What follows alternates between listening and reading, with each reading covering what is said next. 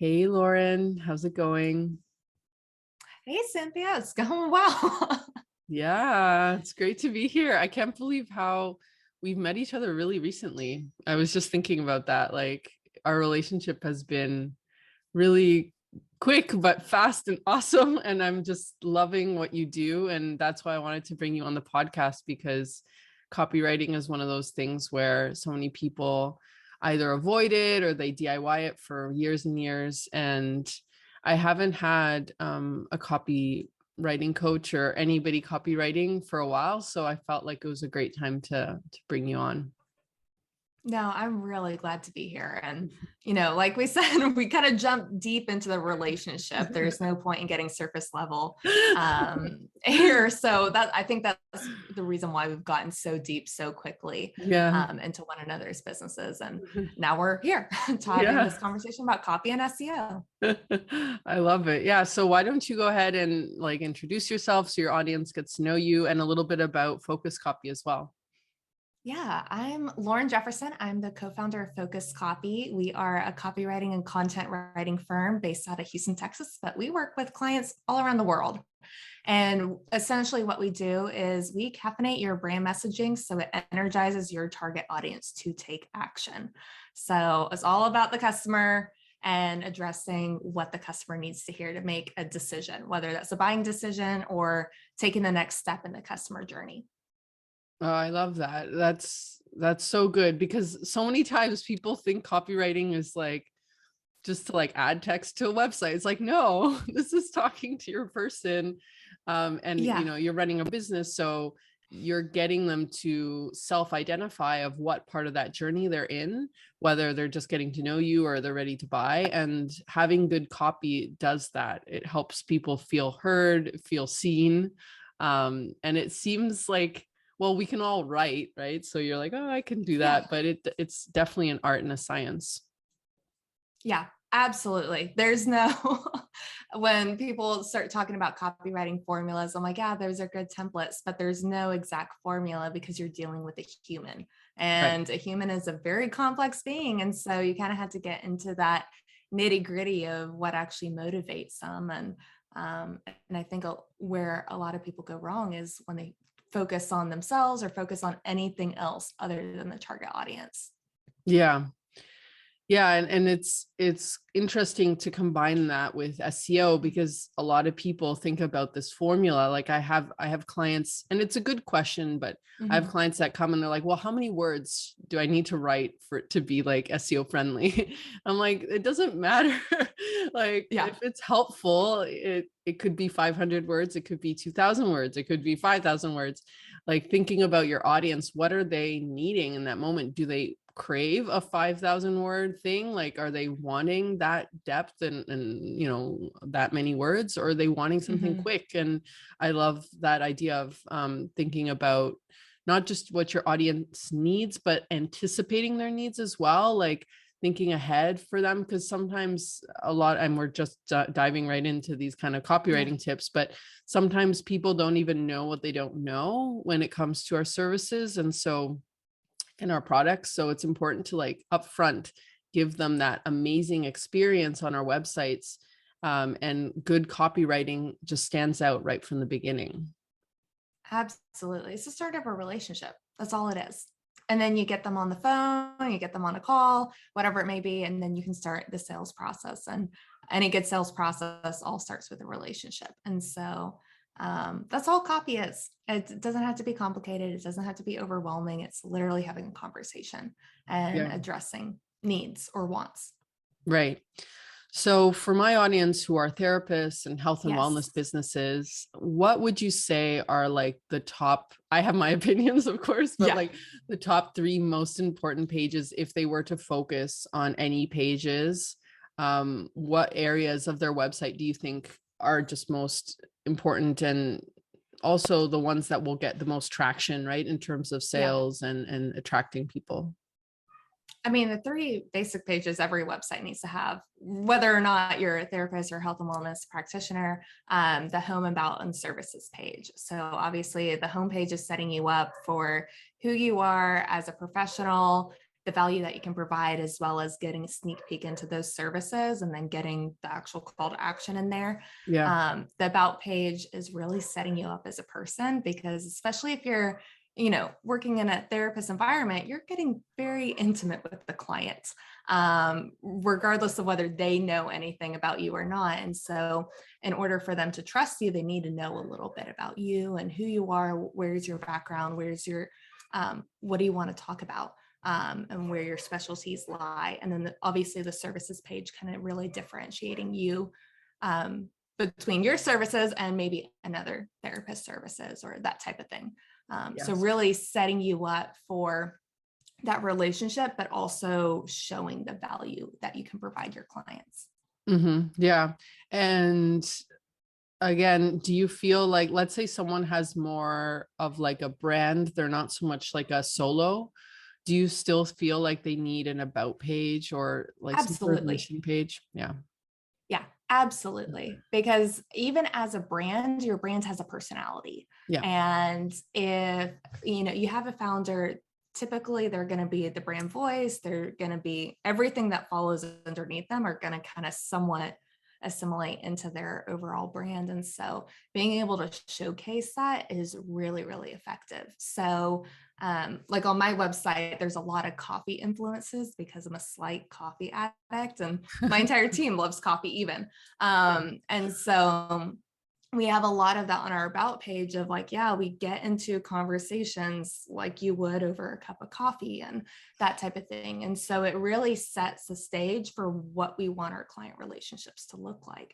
And so Yes. even though we only work on the copy, our relationships with our clients get very, very deep very quickly because we're not afraid to go into any topic. Yeah.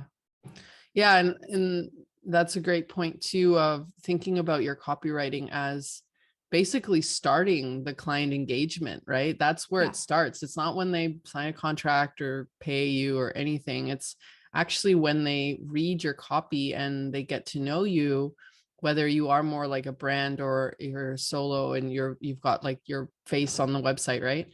Yeah. They get to know you through your copy and they get a taste of what it's like to work with you. And so if you're not spending that time from the beginning, giving people that opportunity to get to know Mhm. your work, it's just like you're leaving money on the table basically, because Yeah. it also attracts the type of clients that you want, like the culture of the client that you want. So the copywriting is just, it does all of that. Yeah. Absolutely. I kind of look at all marketing, and copy being a big part of your overall marketing as a dating relationship and a romantic relationship. You don't Yeah. go and see a stranger and say, "Hey, will you marry me?" That's Right. creepy. You're probably going to get slapped and bad things are going to happen.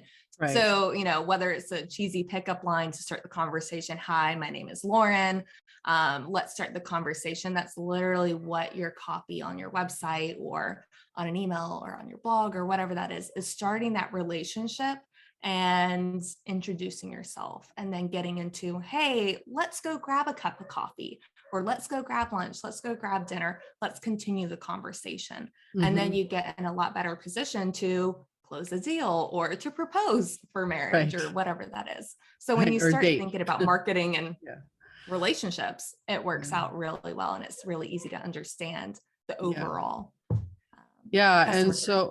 so what would you say is one way someone could get to know their audience and the language? Because it's kind of a balance of finding your brand voice, right? But Yeah. also listening to what how your audience is talking.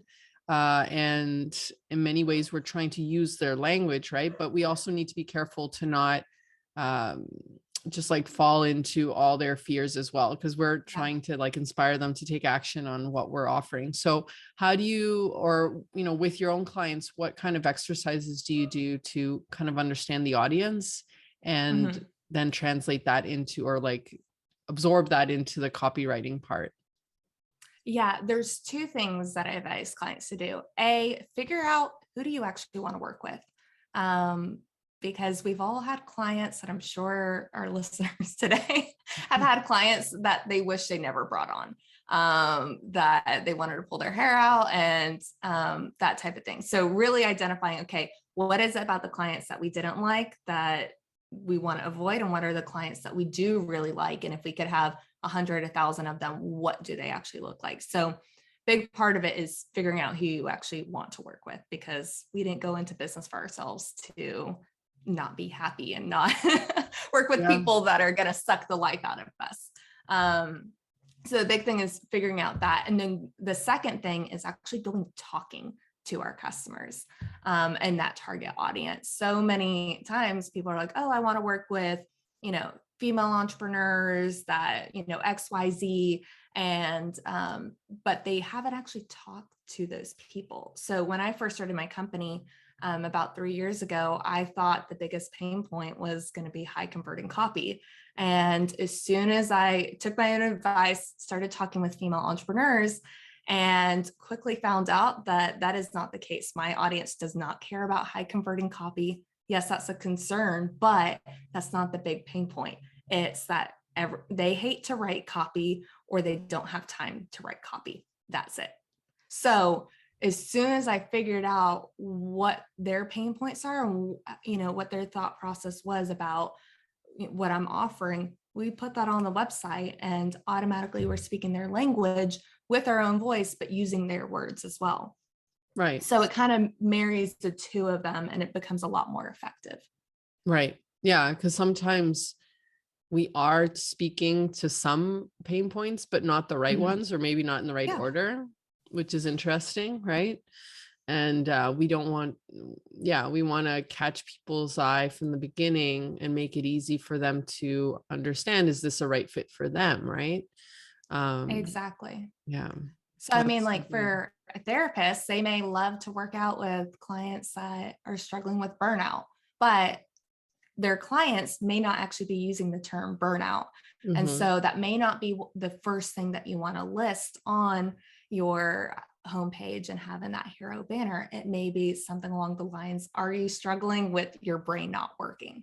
Right. And that could be something that, obviously we can put a little bit of finesse to that, but that could be something that their clients are actually using. Like, my brain just isn't working. It isn't doing what I want it to do.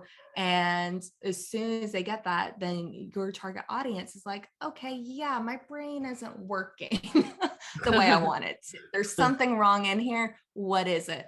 Find out it's burnout. Well, I'm going to work with this person. Mm-hmm. Yeah. They might not even know they have burnout, right? It could be just like they're tired, or they feel, I don't know, they feel, it's more like a psychological thing, like to feel anxiety, but it's actually burnout. Right. And so, it's really good. You just reminded me that I sent out, a survey about a month ago to my audience, because I like to, every 6 months or so, I send out it's a short survey, because I want to get to know them more and hear their words. And it's just like a really quick quiz that I have them answer. And I just ask them, like, what are the things that keep you up at night?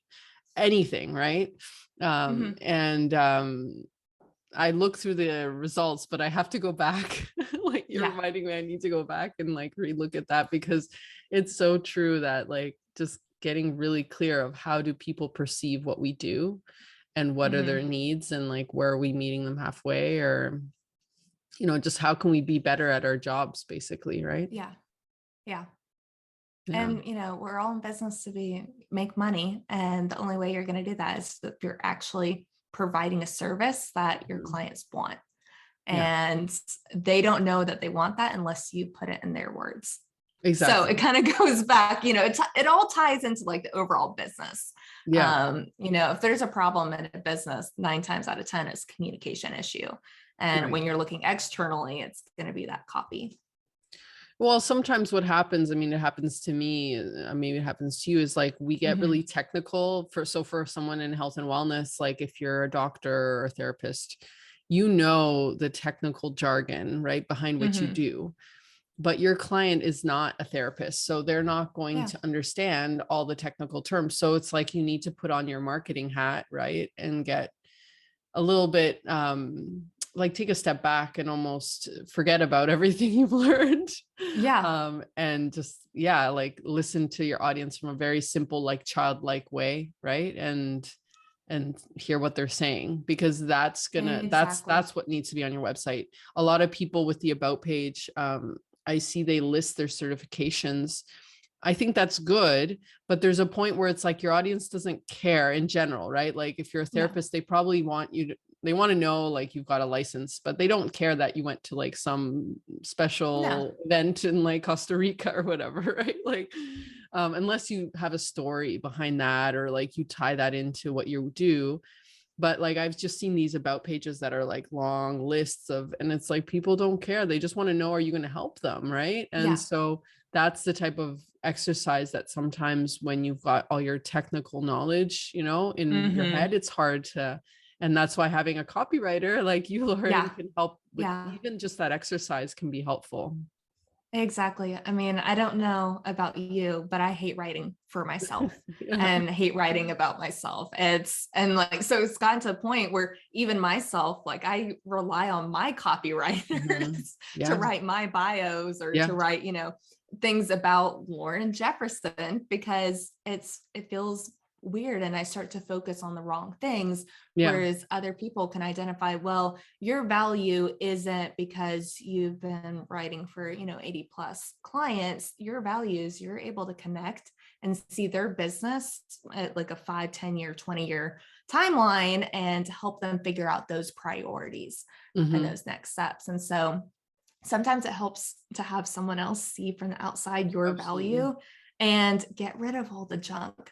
While Yeah. certifications do build that credibility, like you just said, it really goes back into that know, like, trust factor. Hmm. People like doing business with people they know, like, and trust. So the trust is last, and that's kind of that credibility piece. So how are you going to get them to know you and to actually like you? Yeah. We're not, even though, SEO is a component that kind of like goes into that. Google doesn't pay for your services, unfortunately. I'm sure we would love for Google to Yeah. start paying you, but humans, on the other hand, are the ones. And so, how are you going to get them to actually like you? Yeah. Yeah. I always say humans over robots. Yeah. Like, of Yeah. course, there are technical things we need to make sure, but why are those Absolutely. technical things important? Because we're serving a human on the other Yeah. side. It's not And you're because we're trying to get in serving. front of that human as well. Exactly. Yeah, exactly. Yeah, no, it's so good.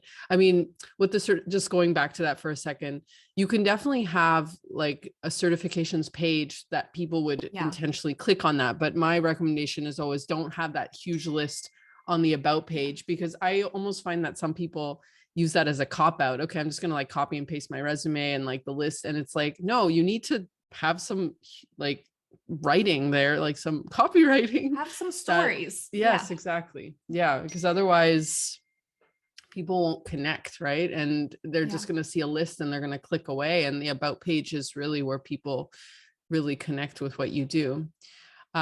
So what would you say to someone who maybe has done their own copywriting a little bit, or they've tried to, and so they're kind of deciding, should I outsource this or should I, stick around a little longer, apart from obviously the financial investment? Yeah. What other kind of deciding factors would you recommend someone look at when they're thinking about investing in a copywriter? The big thing is, have they narrowed down in their customer? And I keep going back to that because so many business owners I know don't focus on the customer.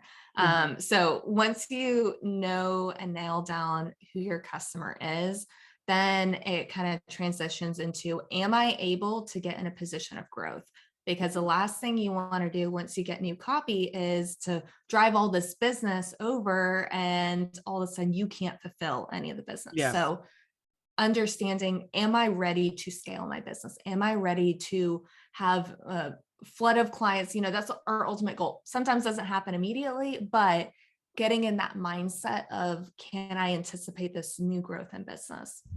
And then the Hmm. last thing is really finding someone that you can trust.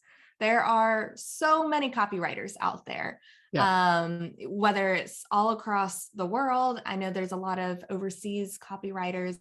And so a couple things when it comes to actually hiring someone is, especially when it comes to English, there's a lot of variations of English. Yeah. And so That's a figuring out if, detail. yeah, Important detail. it's It's a very small detail, but it can make a massive impact. So if you're a US based client or customer, company, if I go through all the terms there, then I would recommend working with a US based copywriter, because US English is totally different from Canadian English versus Yeah. UK, Australian, and so forth. And so even if you have someone that's bilingual, that can provide a couple of extra challenges. I'm not saying it's impossible, but just saying it makes it a little more difficult. And then also looking at the personality. There's a lot of copywriters who write only with their voices. And so you're not getting necessarily that. It may be great for the conversion side, but you may not be authentic to who you are. Right. And so the way that we approach it differently is because nobody needs to hear Lauren Jefferson speak. So we actually build out brand voices for each of our clients. So we're writing with their voices. And so when their clients get on their website, for example, it sounds exactly the same as they were to get on a sales call. And so you're having some sort of consistency throughout the overall marketing. So it doesn't feel disjointed or weird, or like this doesn't even sound like you. So we want to continue to nurture that relationship by providing some sort of continuity to your voice. Right.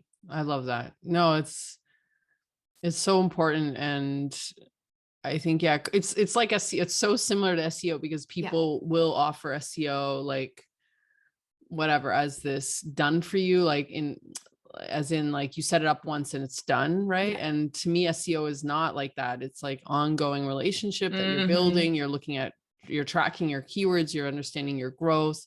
And I'm not saying that some of those, other providers don't do helpful things, but it's almost like it's a different way of even seeing like how the service is provided. And so I love this of like going back and really understanding who's like, how does your brand sound? Like, what is the voice they have?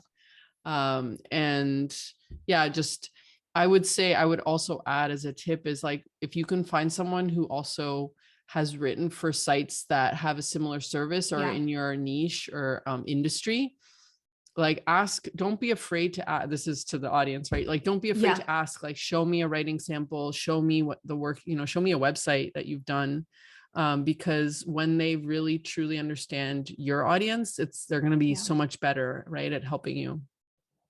Exactly. And then on the flip side, depending on the writer, and I kind of put a caveat there, there are, like, we are industry agnostic. We do write for a lot of health and wellness, a lot of therapists, a lot of female entrepreneurs, but we also write for some very obscure, very, very obscure clients and industries. But sometimes that provides a lot of value because we are coming in with fresh eyes. So even if, it goes back to that personality, like, do you actually like them and do you trust them enough to get into a new industry? Right. So it goes back to that human element a little bit. But yeah, definitely ask for samples. If you're dealing with a copywriter that won't reveal any samples, I would say run very, very quickly. So yeah, don't be afraid to ask for samples, or even, if they have good client relationships, ask like, hey, can I talk with a client of yours? Or see some testimonials, that type of thing. Yes. Yeah. Can I talk to a client? That's totally legitimate. I've done that for clients. They've like asked me to talk with past clients, and that's totally fine. I do that all the time. I'm like, oh, and like a lot of my business is referral based. So they've already talked to a lot of my clients already. And so it makes it really easy. But yeah, I talk with all my clients, and, any type of prospect that I'm talking to, they are almost always connected with one of my other clients, because I also see other business opportunities for them to connect. So it goes beyond the copy. I need to get you back on the podcast to talk about referral and like networking, because I feel like you have a lot to share there too. It's like such a good topic too. Yeah, I've learned a lot, especially with COVID. I mean, it's probably over the last 2 years since COVID, I've networked with over, I think I'm up to like 1,200 people on a one-on basis. So it's, that's insane. Okay, let's talk about that.